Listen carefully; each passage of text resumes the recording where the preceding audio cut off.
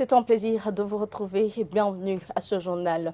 À la une de l'actualité, certains des habitants de la mairie de Bujumbura affirment subir des conséquences fâcheuses suite au manque de carburant. Parmi celles-ci se trouvent les difficultés liées au transport. Dans ce journal, vous suivrez la situation qui prévalait notamment à Mutakura le matin de ce mardi. Les violences faites aux enfants à travers l'usage des réseaux sociaux existent bel et bien au Burundi. L'annonce est faite à l'occasion de la célébration de la journée dédiée à l'enfant africain, édition 2023. Tout de suite, les détails.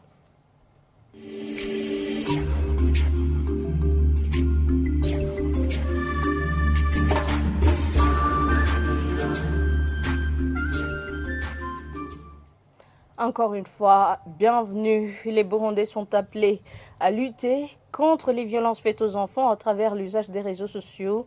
Appel de l'assistant du ministre en charge des droits de la personne humaine à l'occasion de la journée dédiée à l'enfant africain, édition 2023. Tantine Chutinamagara affirme que de telles violences constituent une réalité au Burundi.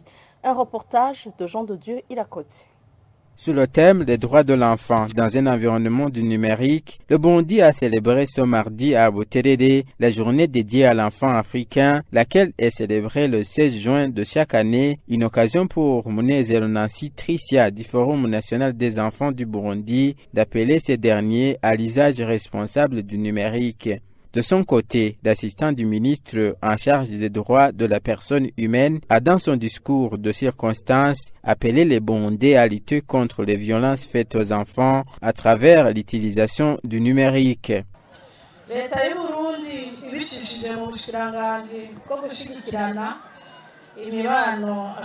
À travers le ministère de la Solidarité, des Affaires sociales, des droits de la personne humaine et du genre, le gouvernement burundais est en train de faire tout son possible pour la protection des enfants contre toute forme de violence. Pour cette raison, nous lançons un appel à tous les Burundais, organisations nationales et internationales qui militent pour la défense des droits de l'enfant, à travailler davantage en sensibilisant les enfants et parents à lutter collégialement contre les comportements inadéquats lesquels bafouent les droits de l'enfant à travers l'utilisation du numérique.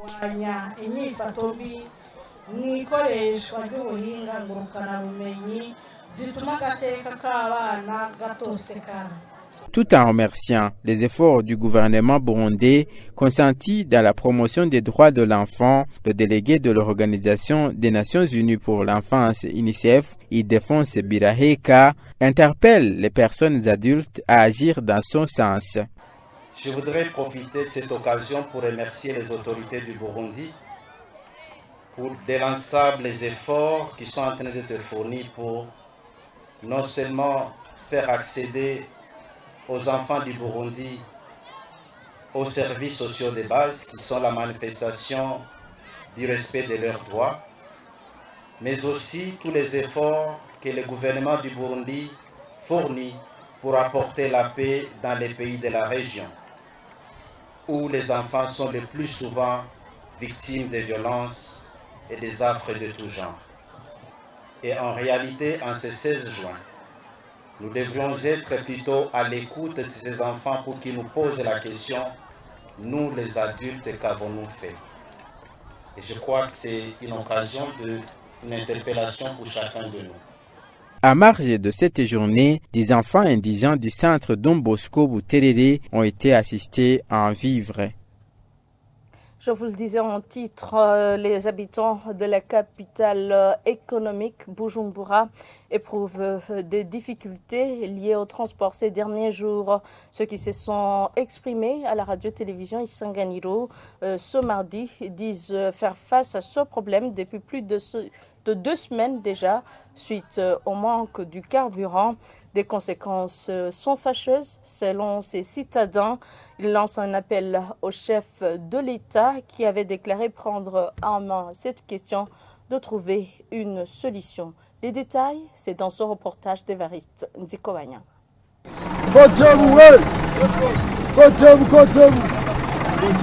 Nous sommes mardi, il est 10h. certains des habitants du nord de la capitale économique ne sont pas encore arrivés à leur poste d'attache. Ceux de Mutakura attendent le bus sans espoir. Cette question date de plus de 2 semaines suite au manque de carburant selon ces citadins qui ajoutent que la vie est quasiment paralysée. Ça fait déjà des heures que je suis là. Je suis arrivée à 8 heures. Je me rendais à l'enterrement. J'ai choisi de retourner à la maison. Nous sommes vraiment dans une situation sans nom. Se déplacer, c'est vraiment une casse-tête. Les gens attendent des bus, des bajaj et des motos, mais sans succès, car ces derniers n'ont pas de carburant. De même que les chauffeurs qui leurs véhicules sont garés aux stations-service en attente du carburant. Ces habitants du nord de Bujumbura, la capitale économique, disent avoir poussé un ouf de soulagement lorsque le chef de l'État avait déclaré prendre la question du carburant en main. Ils appellent au numéro 1 burundais de résoudre cette problématique pour sauver ce qui reste à sauver. Il faut que le chef de l'État intervienne, car nous faisons face à beaucoup de difficultés. Nous demandons au chef de l'État, le père de la nation, à résoudre ce problème, car nous sommes fatigués. Il faut qu'il fasse tout pour mettre en application sa promesse. Nous sommes sûrs qu'il est capable